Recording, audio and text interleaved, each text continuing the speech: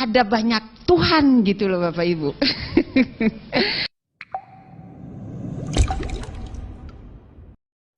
Om Swastiastu, selamat pagi. Menanggapi berita yang viral beberapa hari ini dari Ibu Desa Made Damawati tentang hal-hal yang berkaitan dengan penghinaan dan penistaan agama yang kami anut, yaitu agama Hindu. Dan kebetulan beliau sebelum masuk Islam beliau beragama Hindu.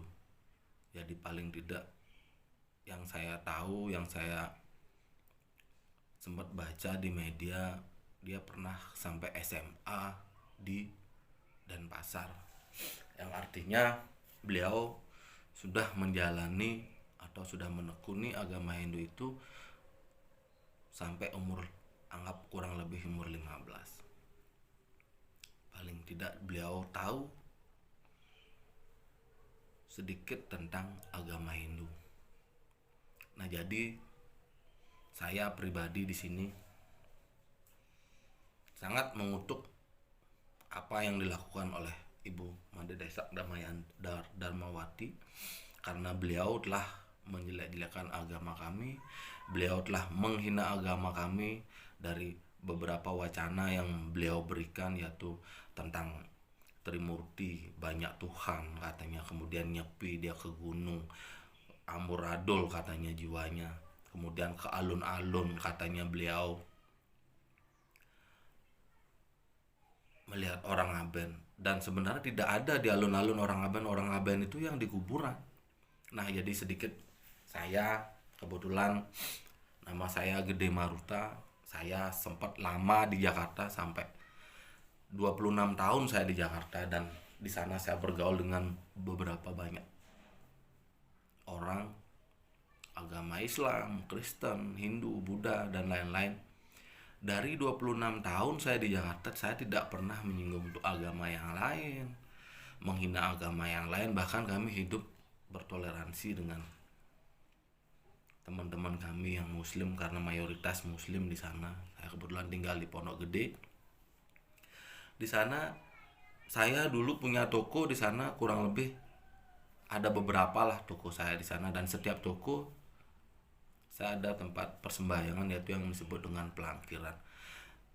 Dan customer saya kebetulan buka HP di sana, customer saya datang, mereka beragama Islam, Kristen, tidak pernah ada yang mencemooh kami, tidak pernah ada yang menghina kami, sampai dan bahkan saya sendiri, ya saya dituakan di sana oleh teman-teman saya, pedagang-pedagang HP, teman-teman sana ada pedagang baju, sepatu, dan lain-lain. Saya dituakan, saya agama Hindu, yang lain Muslim, ada Kristen, tapi saya dituakan. Itu artinya mereka bertoleransi, hidup berdampingan dengan kami, dengan yang lain, merasa saling menghargai, saling membutuhkan, walau dengan kepercayaan yang berbeda.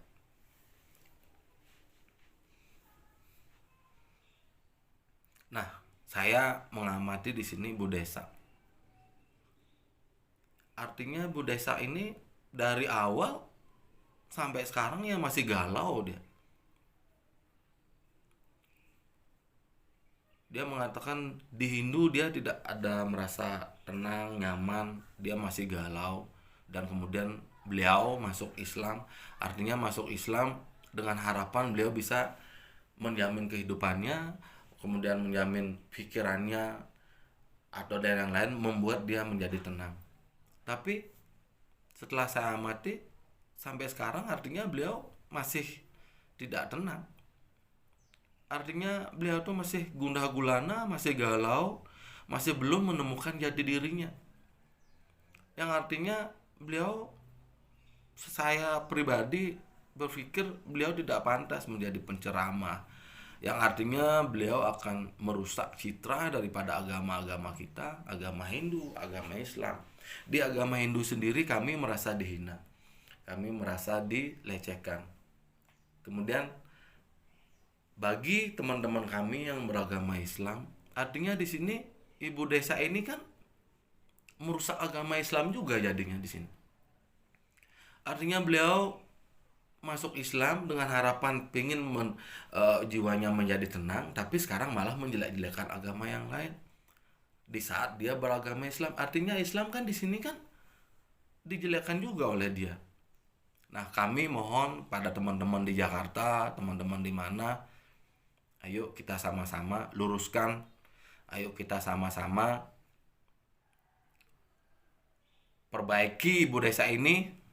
Semoga dia merasa kilap, minta maaf, dan apapun nanti yang terjadi, baik kerana hukum atau bagaimana, semoga ibu desa mengerti dan bisa memahami bahwa apa yang beliau katakan itu adalah tidak baik.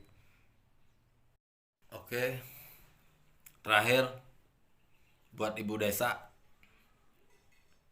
harapan kami sebagai umat beragama Hindu, kami berharap ibu desa meminta maaf kepada kami, khususnya beragama Hindu, dan meminta maaf kepada teman-teman kami yang beragama Islam atas dasar ibu desa saat ini beragama Islam, ibu menjelek-jelekan agama orang lain, yang artinya ibu ikut menjelekkan agama Islam, yang di setiap ajaran agama dimanapun tidak ada agama yang mengajarkan kebencian. Oke, terima kasih. Sedikit pandangan dari saya. Terima kasih. Kami tutup dengan Om Santi Santi Santi Om. Bismillahirrahmanirrahim. Baik Bapak Ibu, kenapa saya masuk Islam? Ya, saya dari masih mungkin 5 tahun, berapa umur saya dulu, digendong bapak saya naik di Sungi di sini. Saya diajak nonton bola ke alun-alun namanya. Di situ ada orang meninggal. Orang meninggal itu diaben, dibakar dan sebagainya. Dan saya udah ketakutan duluan. Saya kalau setiap saya ngelihat orang mati, saya merinding dan bisa sakit panas dingin gitu. Nah, dari situ saya sudah bercita-cita, tidak ngerti apakah agama saya doang. Saya tidak ngerti agama yang lain gitu. Akhirnya saya mencari tahu, kebetulan saya saudara 11 orang, Bapak Ibu. Saya yang nomor 11, kesebelasan. Ya. Jadi beragam itu, ada tentara, ada guru, ada apa, semua kerja. Sampai saya kerja, guru, dan bisnis juga. Kalau di Bali itu harus serabutan Bapak Ibu kerjanya, karena kita menerima tamu, kreativitas luar biasa. Jadi di situ saya berpikir, saya punya kakak guru agama Hindu, kepala sekolah lagi. Setiap di kelas jangan bertanya ya, selalu saya ditekan. Kenapa nggak boleh bertanya? Ya kita kan harus bertanya, agama ini ada Siddhartha Gautama, agama ini ada nabi, ada gini, ada nabi. Itu kan pelajaran agama, boleh dong nanya. Di rumah saya tanya, macam-macam pertanyaannya, pasti nggak pernah dijawab pertanyaan saya.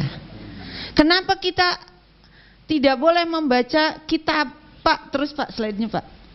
Kenapa kita tidak boleh membaca kitab suci Weda?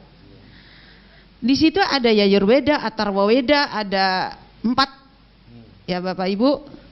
Terus ada Trimurti, Brahma, Wisnu, Siwa, pencipta, pelebur, pemelihara. Jadi saya lebih bingung juga, kok ada banyak Tuhan gitu loh Bapak Ibu. Nah, yang paling saya takutkan, kok ada ngaben kita dibakar. Siapa pencipta kita? Saya selalu bertanya, ini kita kasih otak, siapa yang menciptakan otak kita gitu loh. Padahal kita bisa berpikir dengan normal gitu. Itu masih kecil, saya SD itu saya bertanya seperti itu. Kalau begitu ada kehidupan di kemudian hari, saya bilang gitu. Tidaklah, kata kakak saya. Itu mah sebagai casing aja katanya, dibakar ya dibakar seperti burung sangkar, tempat burungnya dibakar ya itunya terbang ke atas, kayak cerita anak kecil didongengin saya, ya selalu begitu. Nah berlanjut kemudian, apa arti ngaben? Ngabis-ngabisin biaya, orang miskin dan sebagainya harus ngaben kan seperti itu. Jadinya kalau dipikir, kok orang India nggak pakai sajenan, orang Bali libet pakai sajenan. Nah, saya berpikir juga di situ, kenapa saya kasta bawah, ksatria, bukan Brahmana. Di situ ada pendeta Hindu, Pak pendetanya Pak. Nah, di situ ada pemujaan. Di pura besar itu bersama, di pura di rumah itu merajan namanya. Saya selalu bertanya, tengah malam bapak saya itu jam 2 selalu, kalau kita tuh sholat malam, kalau bapak saya tuh selalu sembahyang malam. Sembahyang itu Bapak Ibu kalau udah Islam jangan menyebut sembahyang, ya, menyembah ide Sang Hyang Widi, menyembah patung, menyembah berhala, menyembah pohon beringin tadi Bapak bilang ya, itu seni.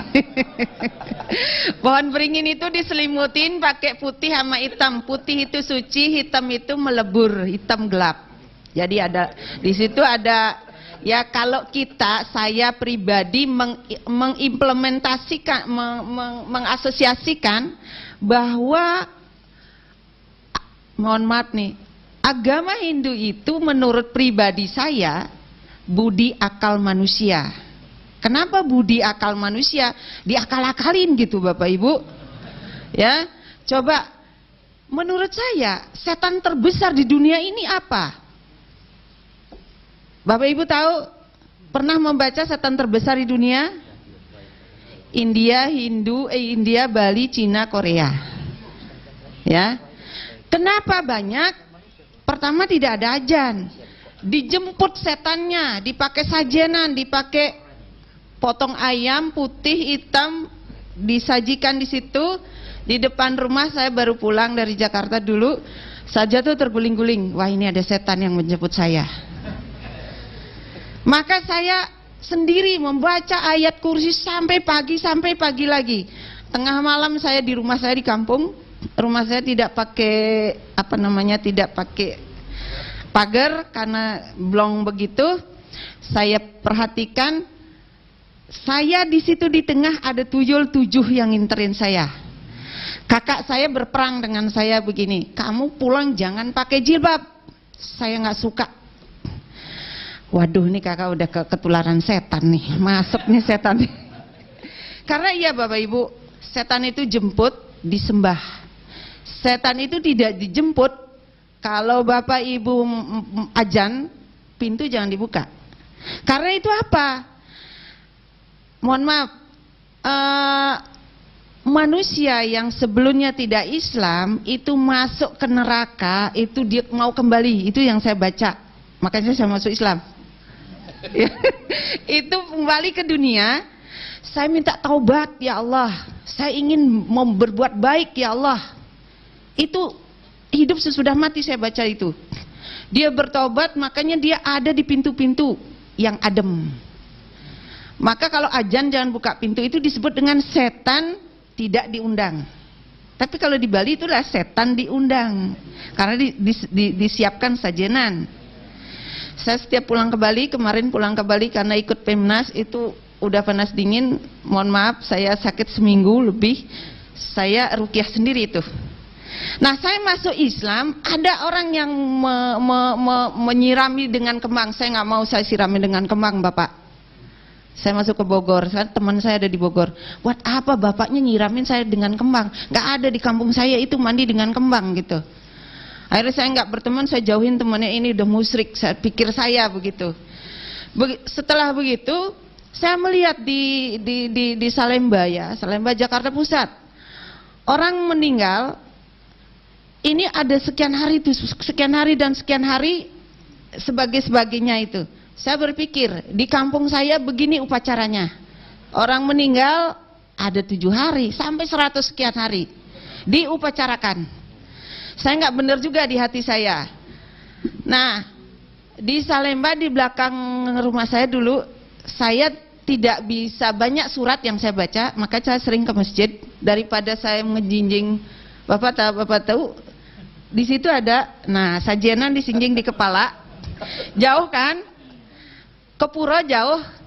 Saya pikir ngapain masjid selangkah itu, kita nggak bisa melangkahkan ke masjid, maka dari situ saya sering ke masjid. Rumah saya di Salemba dekat masjid, rumah saya di Cibubur juga dekat masjid, dekat kuburan juga. Jadi dua dah tuh deh, ya. Jadi antara rumah dekat masjid juga, alhamdulillah. Kenapa saya sering ke masjid? Pertama alasannya tidak banyak bisa baca surat-surat. Alasannya seperti itu. Saya kalau menghafal surat itu saya gedein, saya tulis, taruh di bawah. Lama-lama saya hafal. Nah, kenapa saya juga ke masjid? Memang saya pikir dulu saya ngejinjing sajenan. Kenapa masjid yang dekat ini saya tidak bisa gitu loh. Ke gunung sampai saya sembahyang itu, ya, maka saya bisa. Maka begitu ke masjid adem rasanya Bapak. Ke gunung kayaknya carut marut gitu loh. Tahu nggak carut? Kayak benang kusut Bapak Ibu. Puasa 24 jam Bapak Ibu.